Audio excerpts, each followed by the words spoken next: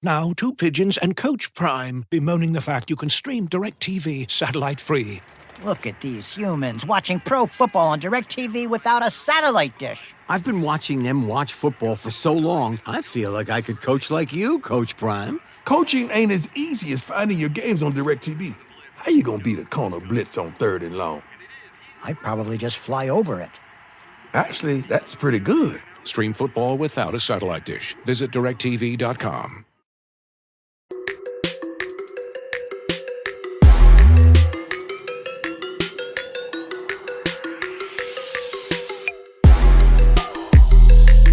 Welcome to another edition of Chargers Unleashed. Jake Hefner and Deane Wolkenstein here with you from the LAFB Network. If this is your first time tuning in to the show, make sure to hit that like and subscribe button on YouTube. You can also follow us on Facebook, Twitter, Instagram, Spotify, and Apple Podcasts. Deane Wolkenstein, preseason game number 2.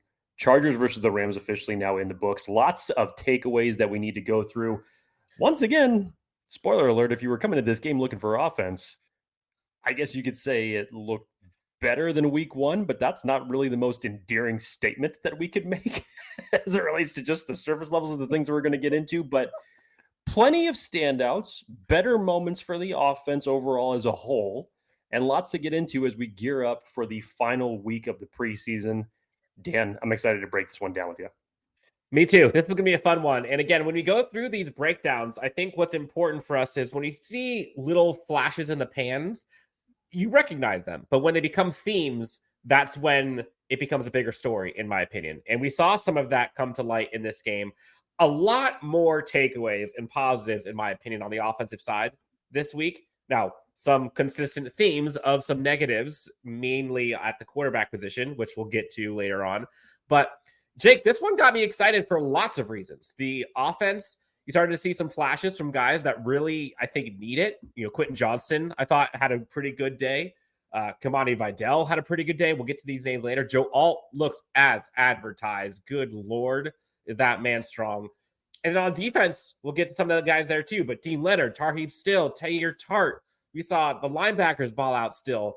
Tarheeb still. There's a bunch of guys on defense and themes we're seeing on that side as well. And then, of course, Dicker, the kicker, just cool like the other side of the pillow. Other side of the pillow. So, yeah, exciting times for Chargers fans. And again, what is exciting to me is the connectiveness we're starting to see. The running game started to take shape. We saw blocking look much better this week. And then on the defensive side, you're starting to see interior pressure, and you're seeing the cornerback / secondary work together on a string. And we'll talk about this later, Jake. What I think is kind of my first takeaway from the defensive side, just as overarching before we get to the standouts and stuff, is this idea of like the exception versus the rule. And you look at the trends that we've seen over this last couple of years, right? We're so accustomed to seeing the rule being this Chargers secondary is getting gashed, right? Over and over again. And when you see a good play by the secondary, you're like, oh, well, that's what it looks like. It feels like that flips, where when you see one busted coverage or one misstep by the secondary, you're like, oh, forgot that happens. Otherwise, this Chargers secondary looks pretty good. And you're not seeing many lapses in coverage or judgment or communication or assignment. And that's got me excited because that's been kind of one of the Achilles heels for this Chargers defense. And then, I mean, we just got done with the Olympics. You're talking swim lanes. You're talking running lanes on the track. These running lanes that these Chargers running backs are getting now, I mean, you and I can walk through it just chilling. But we'll get to all of that. Jake, before we do that, we got to pay the bills. Obviously got to pay the bills. So let's talk about our friends. I want to remind everybody that BetOnline is the world's most trusted betting platform and the number one source on everything as it relates to sports betting. Right now, you can receive a 50% free bet for up to $250 in your first deposit on anything from the UFC to baseball to Formula One racing. BetOnline has every stat, every matchup, and even live odds and spreads while the games are currently being played. When the game is over, head on over to our online casino and get in on a game of blackjack or poker or on one with one of our 150 slot games that we have available. Head on over to the website today in order to get in on the action. Use the promo code BELIEVE, that's BLEAV, for your 50% free bet credit on your first deposit for up to $250. BetOnline, the game starts here. So, Jake, put your Jim Harbaugh hat on for a second. We heard him at the podium, but let's say you're Jim Harbaugh. What were your kind of main takeaways? Let's say you're at the podium now, Jake. What were your main takeaways before we get to the individual stars of week 2 preseason game versus the Rams? If it was me at the podium, I would echo the comments of what Jim Harbaugh had said in terms of the offense looking better than it did a week ago. And when we heard Jim Harbaugh's comments after week 1, he was less than enthusiastic on how that offensive output was. Below average, I believe, is the term that he specifically used after the week 1 preseason game. And he had sent a message to the quarterbacks in terms of what needed to get done in preparation for week 2 against the Rams. You heard plenty of comments from him talking about, let's treat every single play that we're going to do as if it's third down. Let's get the ball moving. Let's get some rhythm in with these quarterbacks that aren't named Justin Herbert. And I think progressively through the week, you saw that, because whether it was Easton Stick still having his, let's just say Easton Stick had a better game, not by much, however you want to gauge it. I thought it was impressive when he started moving the ball in the ways that he should be able to move the ball. Just still too much inconsistency from Easton Stick. And Dan, we've seen plenty of flashes of Easton Stick looking good during training camp practices, but when you're now seeing it at actual live game situation, it's hard to sit back and scratch your head, because the few moments that came that were positive for Easton Stick were when he actually took some chances, pushed the ball downfield, and got some good passes, but that was late in the first half. This was already after you had a fumble at the 1-yard line and a bad tip for an interception for a ball that was thrown behind his wide receiver that ended up getting turned over. Also, good moments for Easton Stick is when he's able to run that run-pass option. I think he does it as good as anybody, because that was his bread and butter when he was coming out of college. And I think that that's one of those biggest reasons that you feel like this offense for Greg Roman should be one that he should be able to operate with good poise, good confidence, have this offense in a rhythm. And at times I felt like he did that, but at other times it felt like it was the same mistakes that we were seeing from a week ago. So it's unfortunate that he was able to lead a 13-play, 50-minute drive that took a chunk of time off that clock. And then you had the fumble at the 1-yard line that kept the Chargers still out of the end zone. We're still looking for that first touchdown of the preseason for this unit. So offensively, if you're related to Easton Stick, I'd still say there's much left to be desired. You're being so kind on this right now. I mean, I am, because it's still the preseason. It's still the preseason. But then you go to QB2, and there were only 2 quarterbacks that ended up taking snaps in this game. Max Duggan, who we just found out this morning, is no longer with the Chargers. And it was a different quarterback that, again, Dan, first pass of the game, you see the confidence from Luis Perez as he's up there. First throw, first down, very confident in pushing the ball downfield. And I think that there's a little bit of a dichotomy between what works for Easton Stick and what works for Luis Perez, but still to have someone who literally joined the roster not even 2 weeks ago, as far as full days. And even when you heard the commentary as far as what Greg Roman is trying to get him ramped up into this offense in terms of his play, his skill set, what works for him, it still was a nice build off of what we saw from week 1. Not the best. I still think that both of these guys are still in, if you were to ask me today, I still think that they would favor Easton Stick based off of 6 years of experience and his familiarity with these team members as they would. You're going to tell me that 2 games thus far off of the output is going to dethrone that? I'm not saying that either looked good or that either has a commanding lead over the other. I'm simply saying I'd still think that you would still go with Easton Stick. If you ask me, if I was at the podium, I still think that that's what the coaches are going to end up doing. Not saying that that's going to end up being the right decision, but it could very well happen. Now, to your point, Dan, I know what your argument's going to be, because you're going to say 6 years of Easton Stick being on this roster should yield far better results than even in a preseason game than what we have seen through these first 2 weeks. Five of those without Jim Harbaugh, so he can care less about the other five. I'm totally with you, and I think that this offense is one that he should probably have the best results in. Honestly, even if we're talking about a unit that doesn't have big name wide receivers, you're still essentially building chemistry, building rapport with your 2s and your 3s. I get all of that. But just in general, for a player that's been in the league the duration of Easton Stick, for a backup quarterback, you think that the overall performance would be better than Luis Perez, much smaller sample size in a much shorter period of time. So I will still say, from a coaching perspective, that you probably still go into week 3 starting Easton Stick, which he did. Jim Harbaugh, yes. So you probably once again have Easton Stick take the first half of preseason game number 3. Luis Perez finish out the second half of preseason week number 3. And that's probably what you'll go into for the season. Now, see, that's too far. Well, hang on.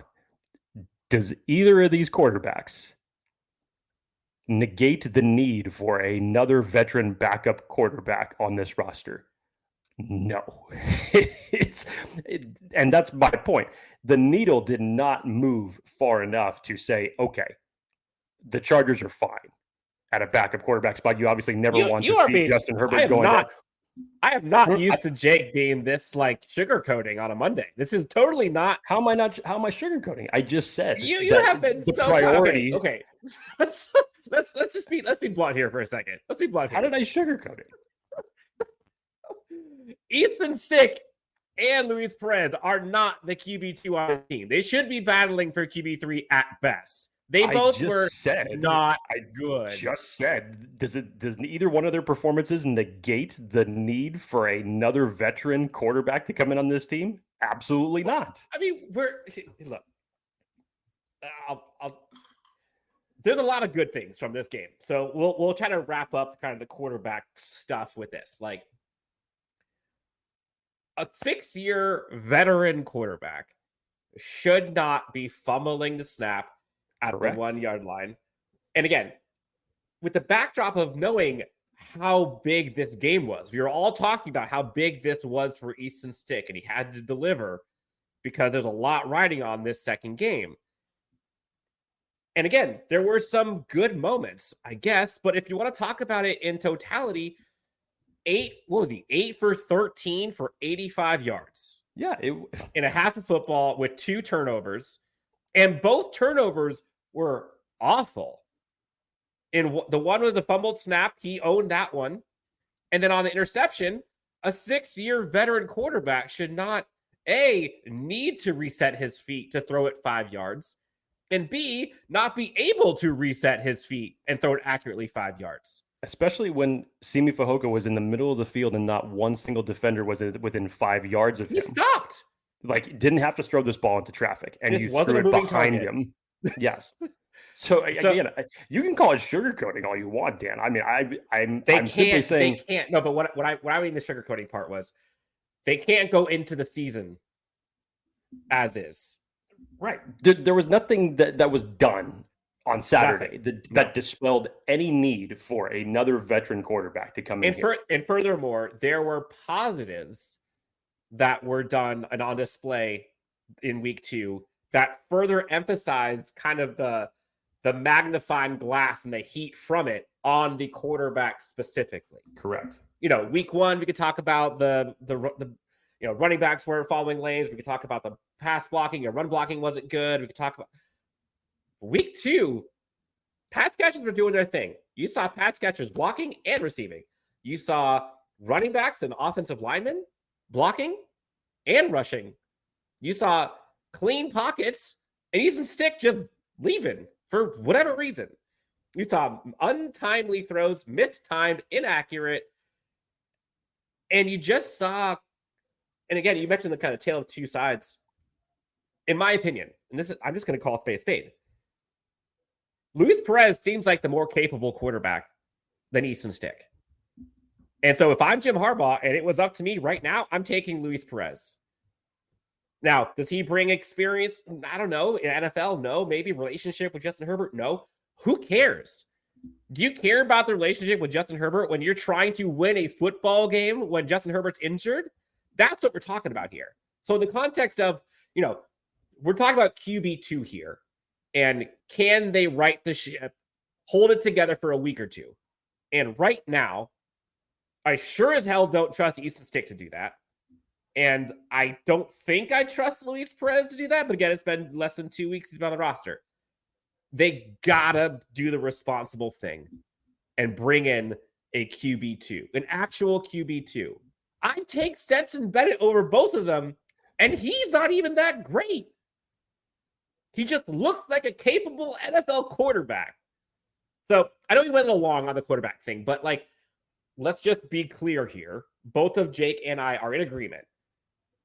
I believe. I don't put words in your mouth. No, you're on the right quarterback too is not on the roster right now. No. And if we're going off of the praise that we were giving to Joe Ortiz in terms of, constantly churning the bottom of the roster, it wouldn't shock me if this was the last opportunity that you gave to see overall what took place. And, we just talked about Max Duggan being released. And so as of right now, you have 3 quarterbacks that are remaining on the roster. You had 5 at one point. One of them didn't even play week 1. A week later passes, Max Duggan didn't even get a single snap in the second preseason game. It is now Monday. He is now no longer on the roster. I still think you look at that position with some curiosity. Who is possibly going to become available from other teams that you'd be interested in possibly picking up? There are still the veteran options that are out there that people have thrown around in terms of those names goes. So, but yes, Dan and I are in full agreement that as it relates to the quarterback too, you need some more capable backups to Justin Herbert. Obviously, we would never want to see any of them play because we would love to see Justin Herbert 100% healthy. But as it relates to the battle right now between Easton Stick and Luis Perez, there's good and there's bad takeaways from both that you could say it's probably much more of an even horse race, in my opinion, right now, as it stands, to have a guy who literally just got on the team 2 weeks ago, crazy. Which is staggering. You would never think that you would get a type of comparison like that for someone who's been with this roster like Easton Stick has. But this is where we're at. So the needle did not move that much overall from the quarterback play between week 1 and week 2.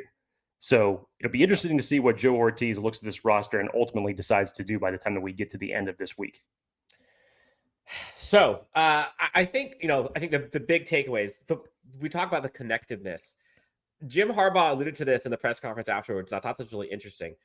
We've all heard the attention to detail, the importance of that. And you see that on display throughout the game.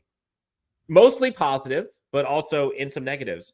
And Jake, we've talked about Jesse Minter and how incredible of an adjustments guy he is from first half to second half, and things that they do to help these players succeed, get in positions to go out there and make plays.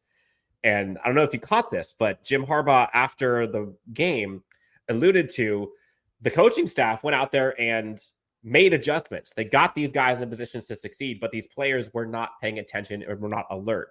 And there were 2 plays, I think it was 2 out of the first 3 plays that the Chargers defense was out there on the second half, that there were specific players that were not focused and missed opportunities. There was one from a linebacker perspective where he was not in right position to make a tackle. I think they went for like a 9-yard rush. And then there was a naked bootleg where cornerback crashed in, didn't take the right line, and then left the quarterback wide open to throw it to an open tight end, I think, for a 15-yard play.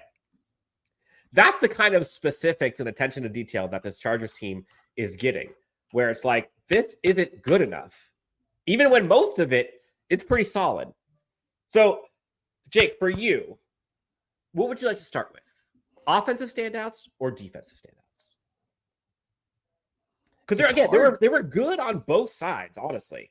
I feel like ever since Justin Herbert has taken his time away from being in a walking boot to treat his plantar fascia injury, it feels like which he's not in anymore. Hallelujah. Right. Yes. Thank the gods. But it seems like defense has just been winning a majority of the days, whether it's practice or when you actually watch these first 2 preseason games. So let's start with the offensive output, because I feel a lot better in terms of what we were talking about, or the lack thereof, in terms of offensive output last week. So let's go ahead and start with that today. Let's go ahead and start with Kimani Vidal.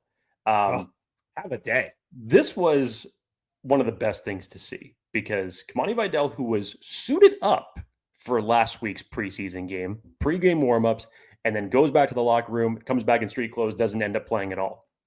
We had talked about it last week, how Daniel Popper had put his early 53-man projection as far as the rosters goes, and had Kimani Vidal actually missing out as one of the running backs for this unit, because at that point in time, still coming back from an injury, hadn't been really going through much of practice anyway. So again, for full context of what Daniel Popper was saying, he said that a lot could change in 2 weeks.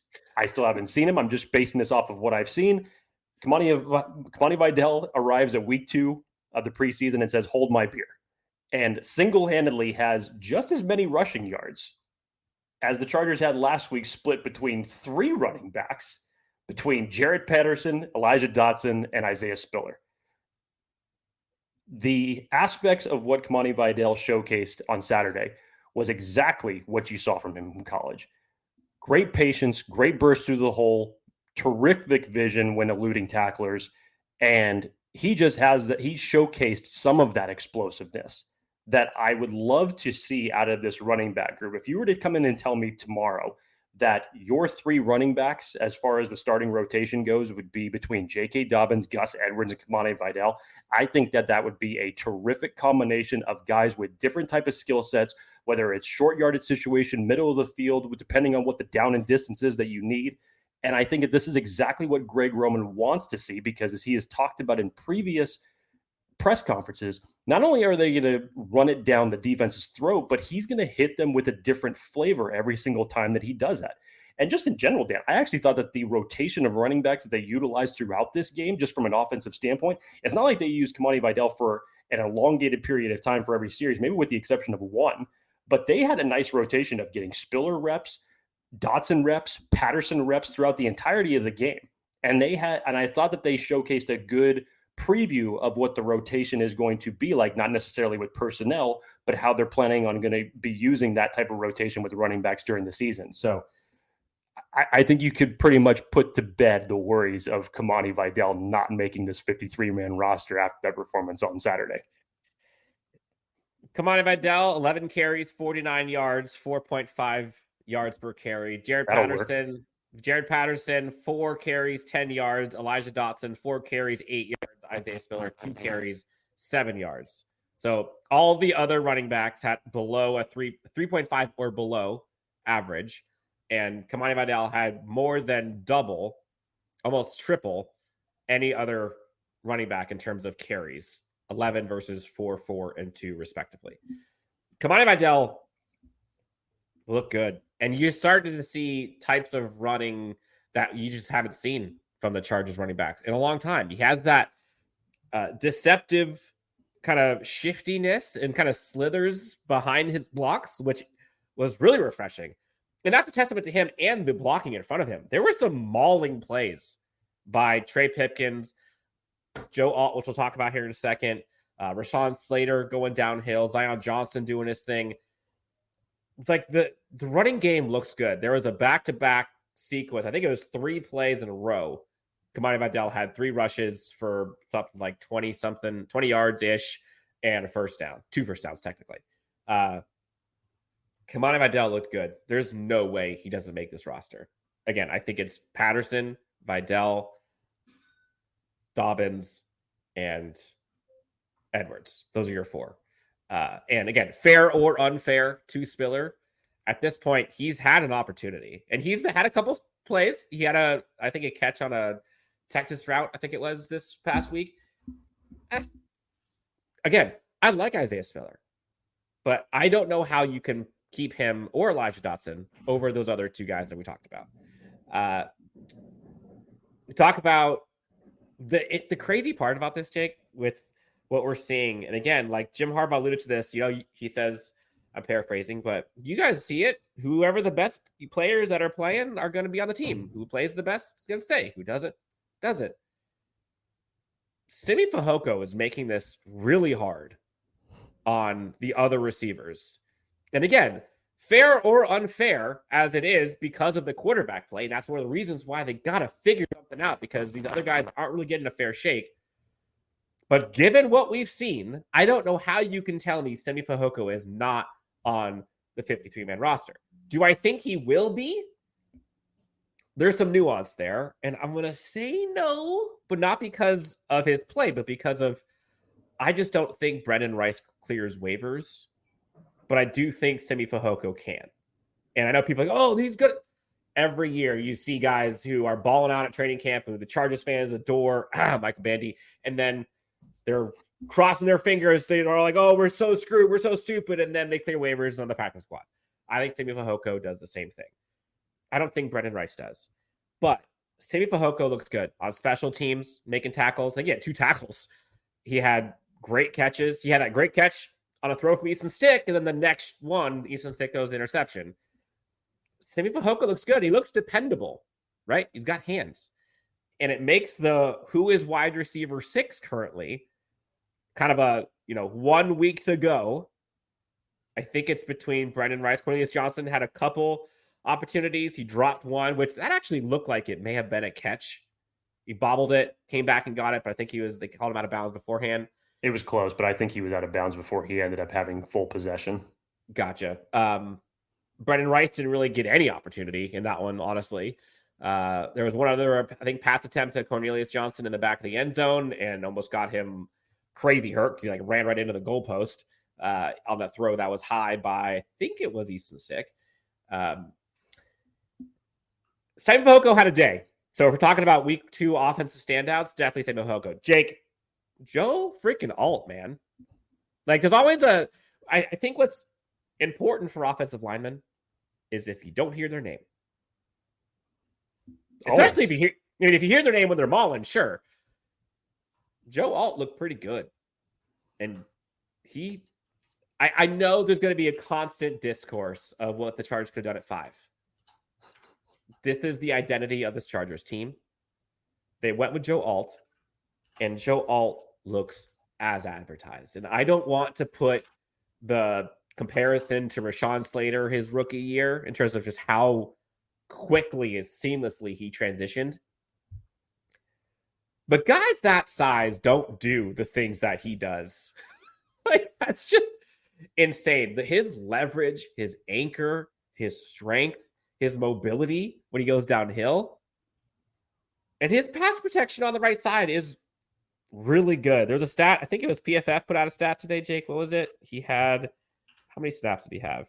Joe Alt versus Rams, according to PFF, 15 pass blocking snaps, 0 pressures, and an 80.7 pass blocking grade is your rookie right tackle. So, look good. And the offensive line in general, like I said, looked pretty connected. It did. I thought it fared better than what you saw some of the number of pressures that came from week 1, which again is indicative, good for the offensive line, not so good from the quarterback play in terms of you had better pass protection, better in the run game overall, as you mentioned, Dan. So the connectivity between the starting offensive line minus Bradley Bozeman is starting to come along, which is good to see. And especially, as you mentioned, from Joe Alt. You go back and you watch some of his reps from week 1 to week 2, it looks like same story, different week. Even when it looks like a rep that he's losing, he's able to plant his feet in the ground and just absolutely recover and stonewall and prevent that edge rusher from getting any closer to the quarterback. These are the building blocks that you see from Joe Alt. Dan, I loved the Kay Adams interview with Joe Alt just prior to the preseason game when just talking. Complaining about rent prices. Well, but not only to know what he's learning from Rashawn Slater, but to have Khalil Mack now telling him, hey, these are some things that you could be improving when I'm coming at you or when someone else is coming at you. And he said he's never had that type of evaluation before from a defensive player to correct some of the issues that he's doing. So not only are you getting mentorship from the offensive side of the ball with your bookend tackle and Rashawn Slater, now you're getting it from a seasoned veteran on the defensive side of the ball. This is only going to be great things for Joe Alt moving forward. And you got to love what you've seen even in 2 preseason games. This is exactly why the Chargers selected Joe Alt at 5, whether you agree or disagree. This is why you did it. And you got to protect the investment, because if we're criticizing for as much as we've seen from the backup quarterbacks over these first 2 preseason games, there's a reason why you don't want to see Justin Herbert come off the field. So you get him protection. You do what you have to do to keep him upright. Yep. Joe Alt, 80.7 pass blocking grade.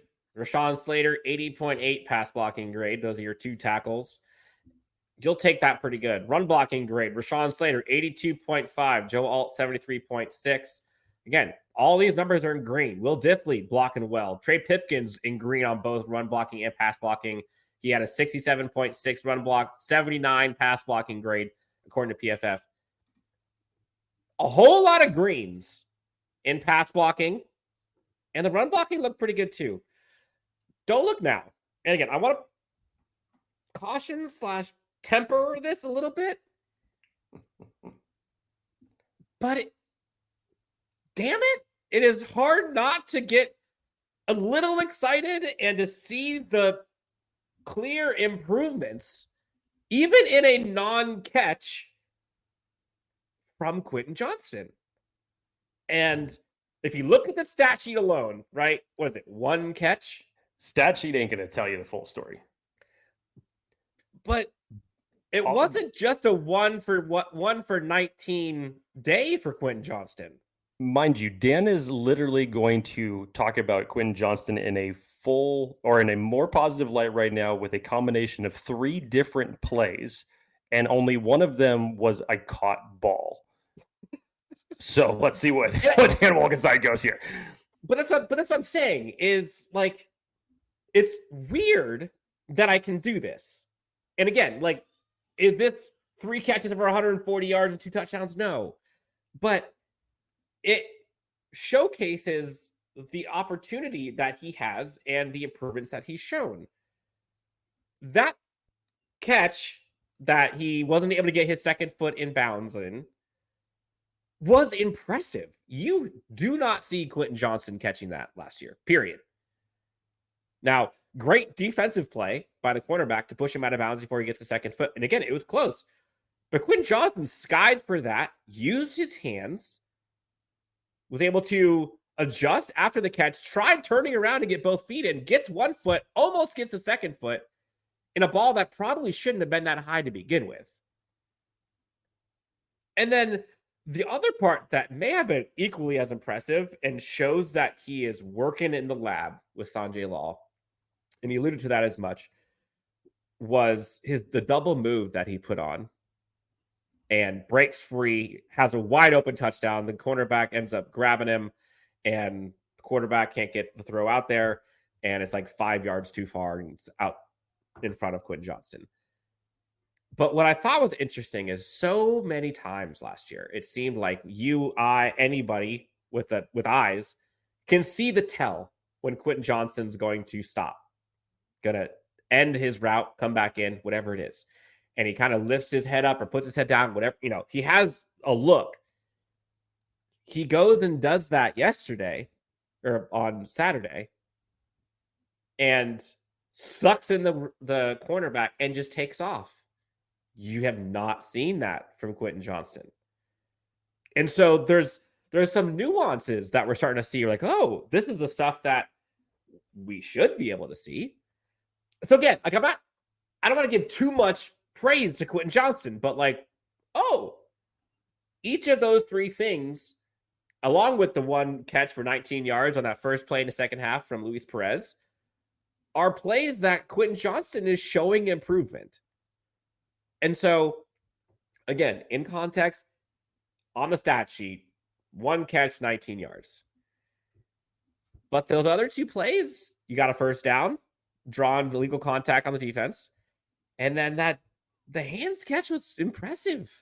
So, I don't know. call me optimist, but I was like, dang, good for you, Q. And Dan says I'm sugarcoating the quarterback conversation. No, you have to start somewhere. Obviously, with Quentin Johnston, you go all the way back to last year and what Sanjay Lal has talked about. It's about building his confidence back. It's about getting him to build those traits that they want for him to be utilized in this offense properly. And yes, in a very small sample size, if you go back and you look at the issues that Quentin Johnston had last year, getting separation and catching the ball.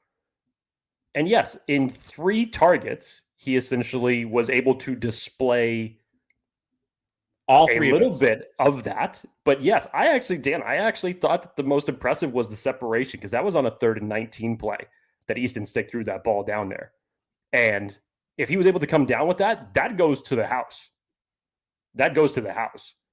Yep. So he got half of it because he wasn't able to obviously earn an opportunity to catch that ball. But in terms of getting separation, that's definitely something that you did not see Quentin Johnston doing last year, especially in that type of a one-on-one matchup, running that specific type of a route. So it's still early days. And essentially, I think that we've kind of figured out what this depth chart is going to look like come week 1, where you're having Joshua Palmer, Ladd McConkey, and DJ Chark be your wide receiver 1, 2, 3. Quentin Johnston will probably start the season as wide receiver 4 as it currently stands right now, when you see where he's starting to come into the game and getting some of these reps. But it's, as we've heard plenty of times from this coaching staff, stacking bricks, progression, building, especially building confidence as it relates to Quentin Johnston.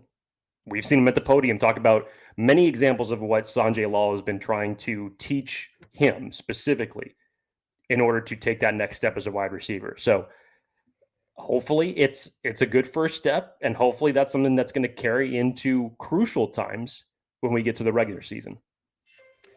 Yep. Let's flip the defense. Again, we talked about the secondary seeming connected. I'll let you take the lead.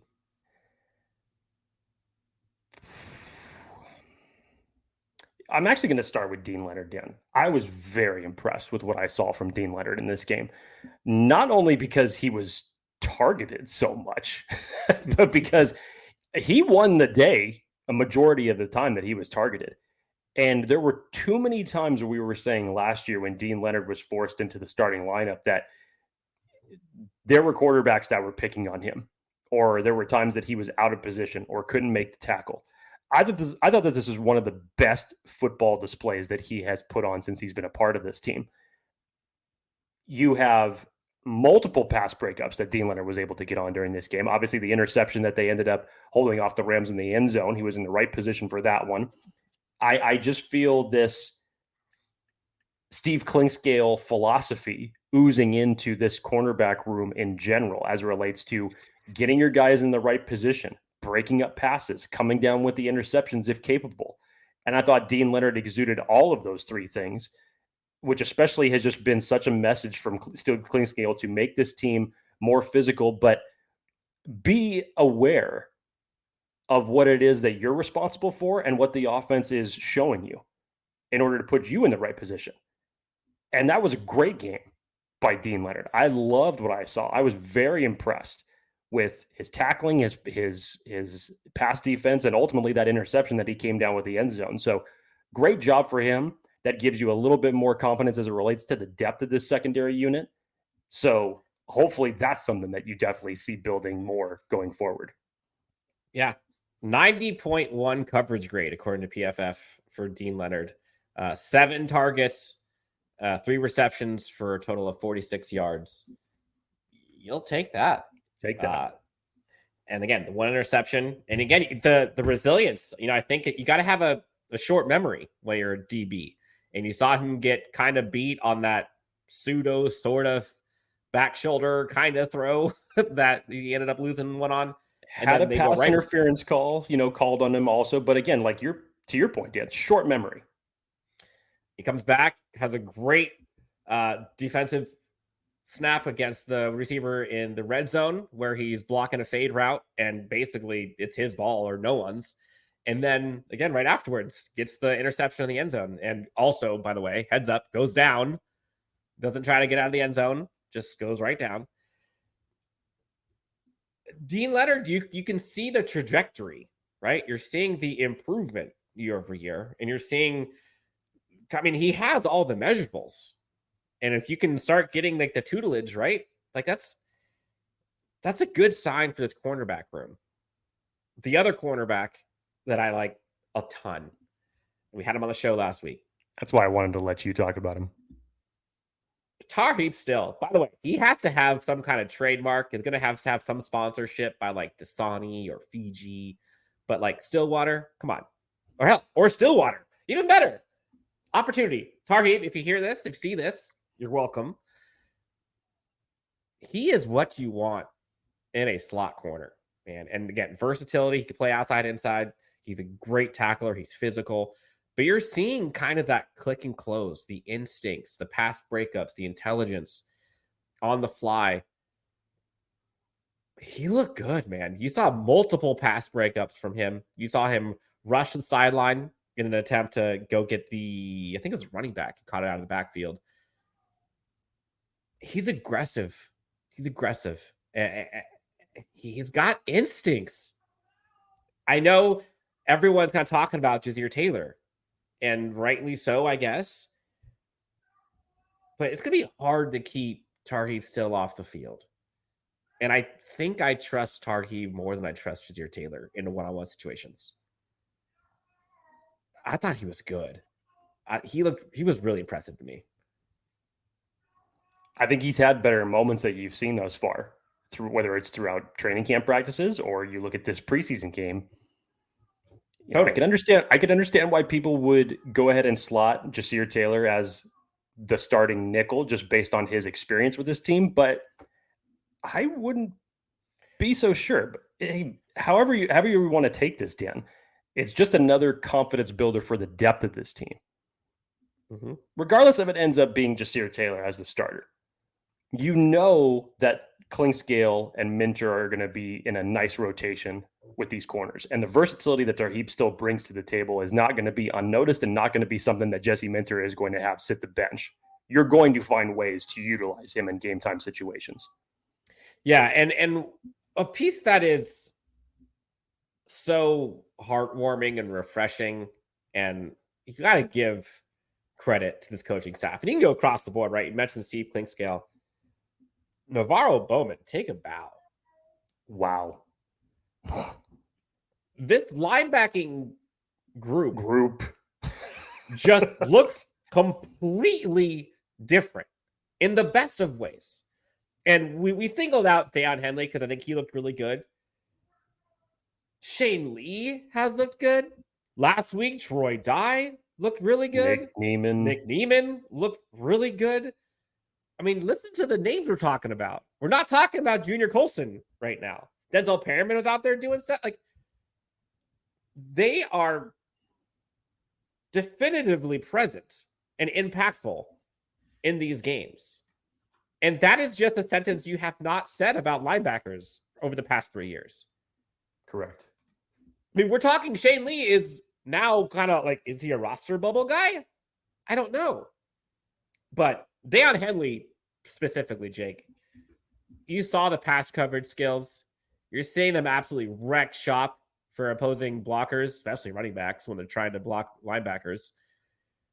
The linebacking group as a whole is just completely revamped. And I know that Navarro Bowman has an impact on that. And it's probably, equally Navarro Bowman and the defensive scheme and philosophy with Jesse Minter and the players obviously putting in the work. We were so high on the idea of Junior Colson and Deion Henley. And you're hearing about Junior Colson kind of make plays in limited snaps now that he's back out there in 11-11 during training camp. This linebacking core, man. Whew. Deion Henley was exuding the athleticism that we have essentially been talking about since he was taken in the third round of last year's draft. And you see that in his coverage that he was able to do in the first couple series of that game. It really gets you excited for when you could see Deion Henley and Junior Colson on this field at the same time.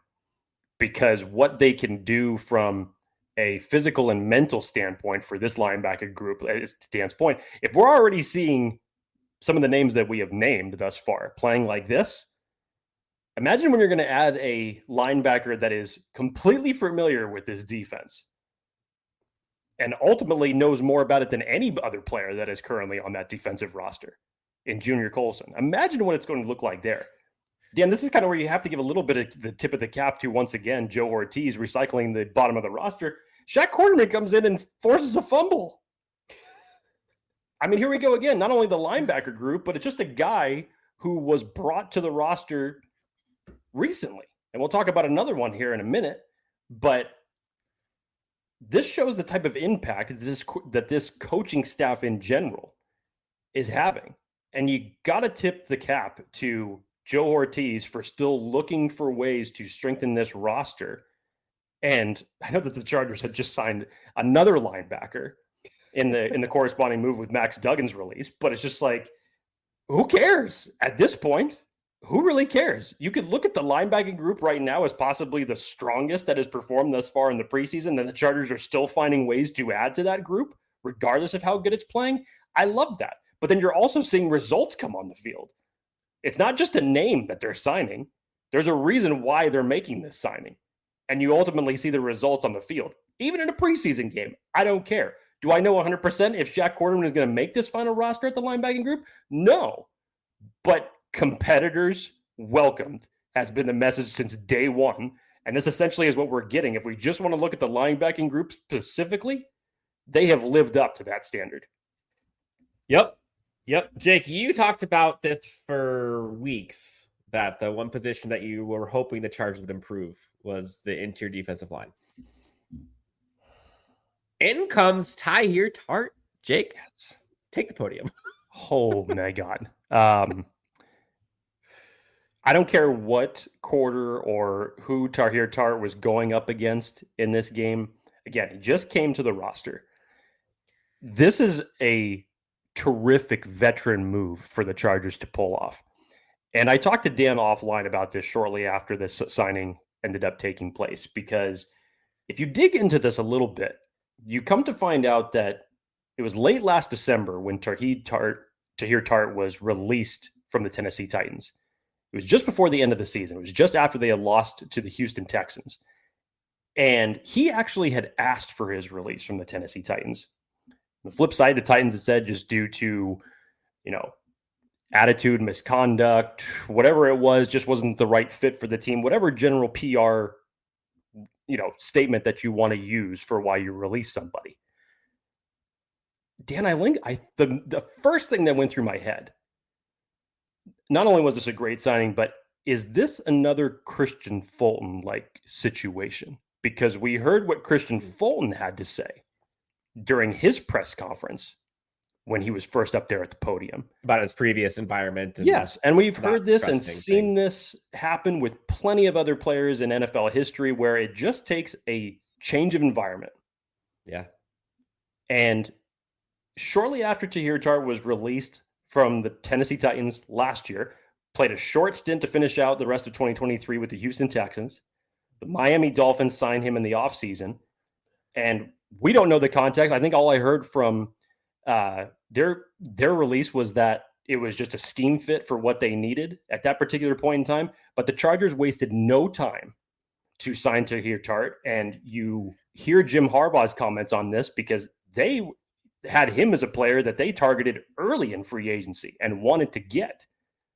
And so they were very high on him as it relates to building out this interior defensive line. So I'm very happy to hear that was a priority of theirs, whether you're looking at after the signing of Poona Ford or even after them taking Justin Ebogbe in the NFL draft. I love this signing, Dan. And this is only going to make the interior defensive line competition that much more difficult, because Scott Madlock on top of that had a great game. And Tyheer Tart coming in the way that he did shows you exactly what he is all about in terms of being a brick mountain of a man against the run.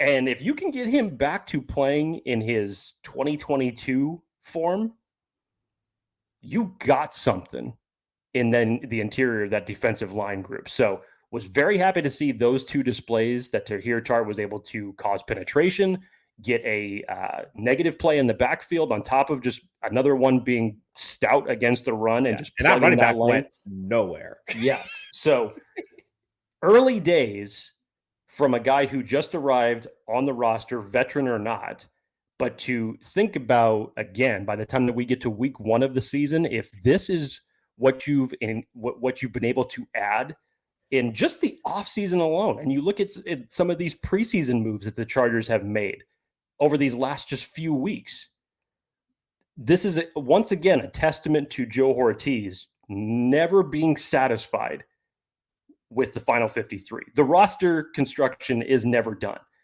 and he has lived up to that word without even the Chargers playing a single NFL regular season game. He has done it in a short duration, and it's great to see.